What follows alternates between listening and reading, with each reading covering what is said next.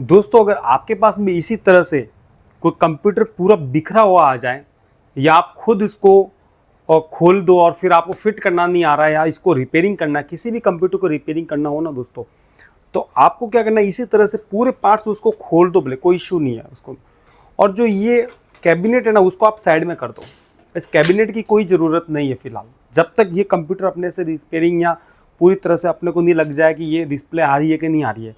आप देख सकते हो मेरे पास मदरबोर्ड है, रैम है ये मेरे पास, और ये इसके अंदर प्रोसेसर लगा हुआ, किस तरह से निकालना आप देख सकते हो। इस तरह से आप प्रोसेसर को निकाल सकते हो और ये खांचे आप देख सकते हो, इसी अकॉर्डिंग आप इसको लगा भी सकते हो। इस तरह से ये एज इट इसके ऊपर रखना है और इसके ऊपर आप ऐसे लगा सकते हो।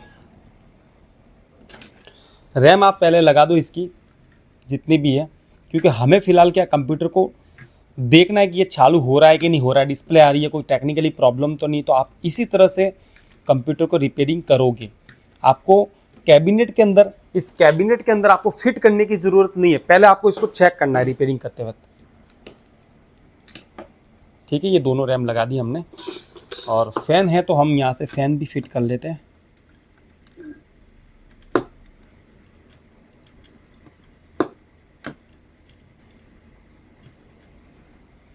ये हमने फ़ैन लगा दिया।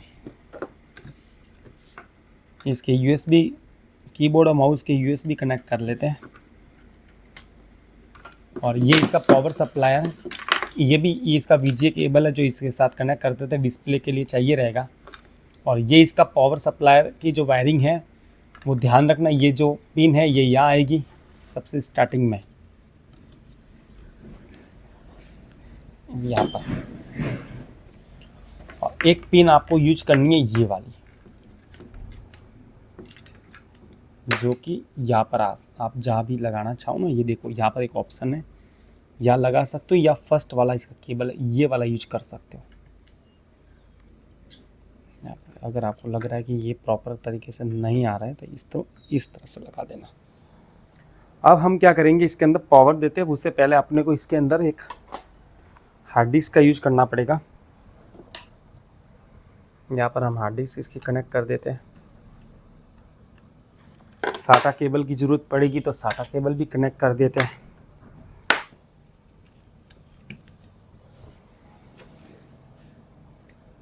इस तरह से अब इसका पावर केबल आप यहाँ से लगा सकते हो इस तरह से।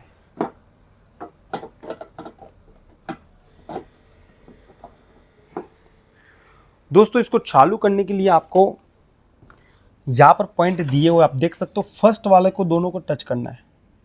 फर्स्ट वाले को पावर नहीं आ रहा है, आप देख सकते हो मैंने स्विच भी सारे चालू कर दिए, लेकिन इसके अंदर किसी भी प्रकार का पावर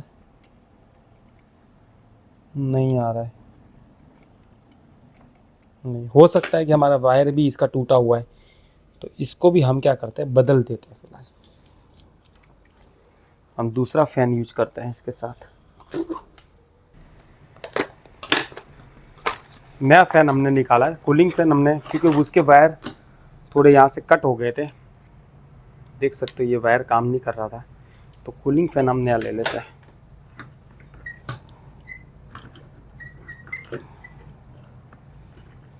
जब भी कूलिंग फ़ैन नया लेते हो तो उसके ऑलरेडी थर्मल पेस्ट लगा होता है। ये बहुत जनों ने मुझे सवाल किए कि आप थर्मल पेस्ट नहीं लगाते, आप देख सकते हो थर्मल पेस्ट लगा हुआ है।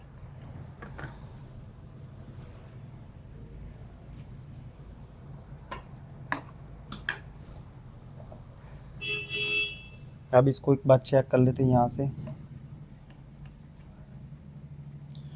मैंने सभी कनेक्ट करके देख लिए, कहीं से भी पावर नहीं आ रहा है दोस्तों। अब हम क्या करेंगे, ये SMPS बदल देते हैं। पावर सप्लाई है ना, हमें इसी पर विश्वास अब नहीं है कि ये काम कर रहा है कि नहीं कर रहा था, इसी को हम चेंज कर देते हैं।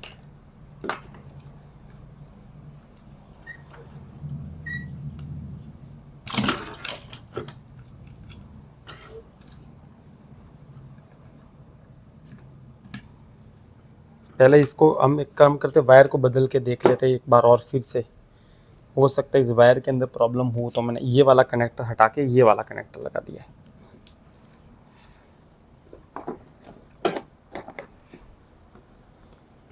और इस फैन को वापस हम कनेक्ट कर देते हैं। देख सकते हो पावर आ गया है। सिर्फ ये वायरिंग की प्रॉब्लम थी, ये वाला कनेक्टर काम नहीं कर रहा था तो मैंने ये वाला कनेक्टर लगाया। लेकिन डिस्प्ले देखते आ रही है कि नहीं आ रही है।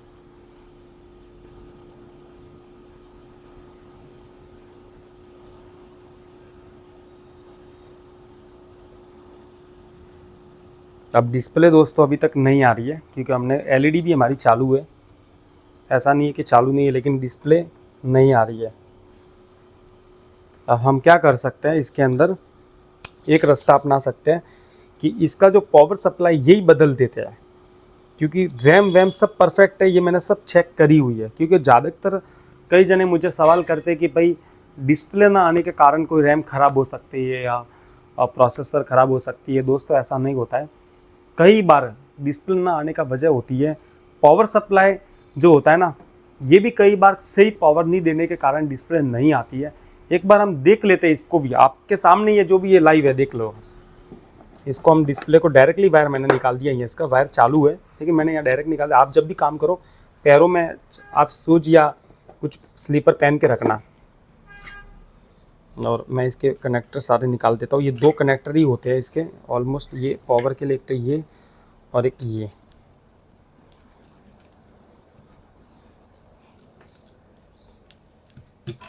ये दोनों मैंने निकाल दिए।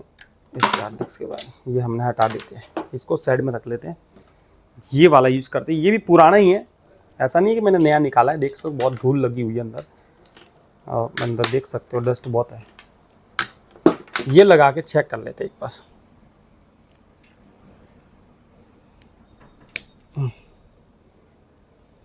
इसको भी आप इसी तरह से यहाँ पर कनेक्ट करोगे, यहाँ पर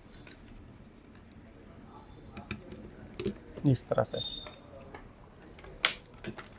अब ये वाला पॉइंट है, इसके एक ही है, तो डायरेक्टली आप इसके यहाँ पर लगा सकते हैं, यहाँ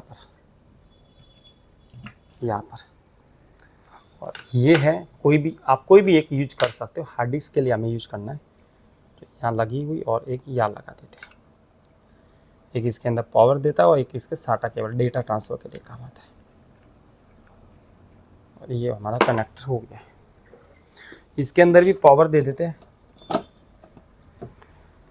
और यहाँ से ये वाले आपको शॉर्ट करने हैं। फर्स्ट वाली 2 पॉइंट है और चालू हो चुका है। और डिस्प्ले एक बार इनको दिखा देना, आ रही है कि नहीं आ रही है।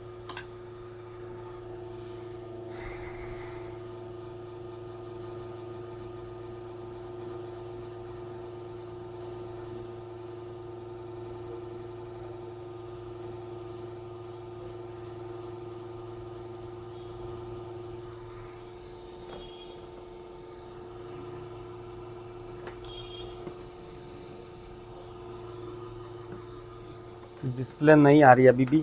HDMI केबल का भी यूज कर लेते हैं, अगर क्या पता VGA केबल ख़राब हो।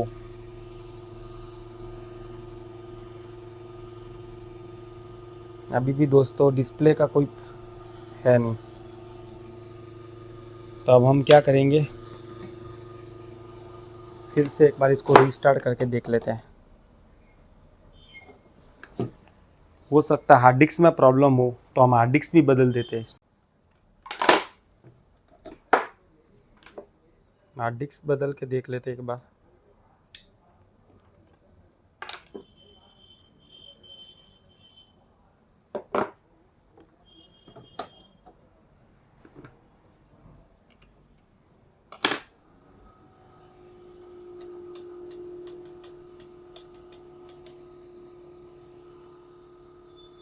दोस्तों देख सकते हो डिस्प्ले हमारी आ चुकी है।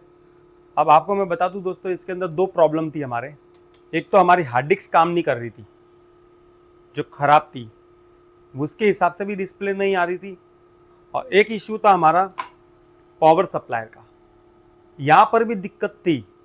मान लो यही हार्ड डिस्क रखता हो और पावर सप्लाई फिर से पुराना लगा के आपको दिखाता हो, क्योंकि अगर मान लो आपको लग रहा है कि हार्ड डिस्क का इशू था और पावर सप्लाई का इशू नहीं था, तो वो भी मैं आपको पहले चेक करके बता देता हूँ। ये फिर से मैं वायर इसके निकाल देता हूँ।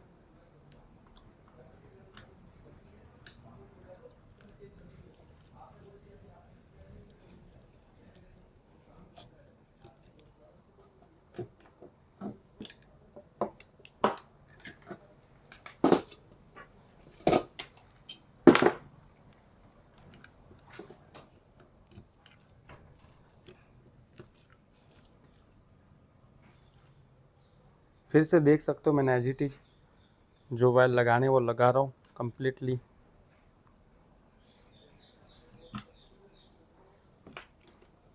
और ये वाला जो मैं हार्ड डिस्क में लगा रहा हूँ।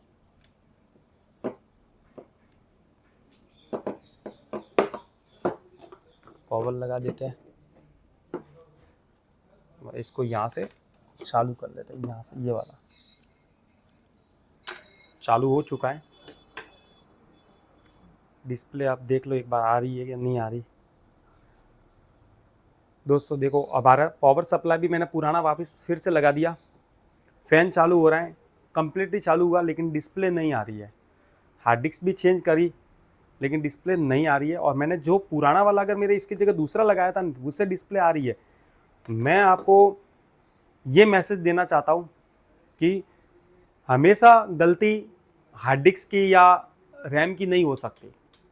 पावर सप्लाई कई बार गलती होती है, कई बार प्रॉब्लम होती है। इसके अंदर क्या होता है, कुछ न वायर का प्रॉब्लम हो सकता है, कुछ वायर टूट गया हो, तो पावर तो आ रहा है, हो सकता है कुछ प्रॉब्लम हो अंदर। तो इसलिए दोस्तों इससे अपने काम नहीं हो रहा है और आप डिस्प्ले नहीं आ रही है। अब ये वाला पावर सप्लाई दिखने में एकदम नया है, आपको ऐसा नहीं बोल रहा कि भाई पुराना है, दिखने में एकदम नया है, लेकिन अब क्या करे, काम नहीं कर रहा है। ये वाला नया है एकदम परफेक्टली, लेकिन काम नहीं कर रहा, फ्रंट तक का है। और ये वाला बहुत पुराना है, मेरा पुराने सीपीयू का है, लेकिन ये काम कर रहा है, आप देख सकते हो। फिर से लगा देता हूँ आपको एक बार।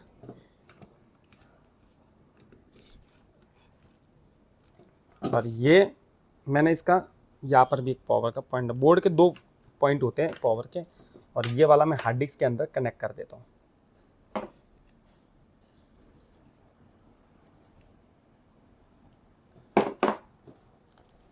और ये पावर का वायर मैंने चालू वायर में मैं कर रहा हूँ काम, क्योंकि मेरे स्विच पहने हुए, आप काम करो तो ध्यान से करना है। और आपको यहाँ पर शॉर्ट करना है, ये वाला फर्स्ट पॉइंट। देख लो ये फैन चालू हो चुका है और डिस्प्ले देख लो, डिस्प्ले आ रही है। बोर्ड जेब्रॉनिक का बोर्ड है, इसलिए जेब्रॉनिक लिखा हुआ आ रहा है, ये आपको ध्यान रखना है। ऐसा नहीं है कि आप सोचो कि लैपकेयर की एलईडी है तो जेब्रॉनिक क्यों आ रहा है, बोर्ड जेब्रॉनिक का इसलिए आ रहा है। और दोस्तों डिस्प्ले भी हमारी आ चुकी है।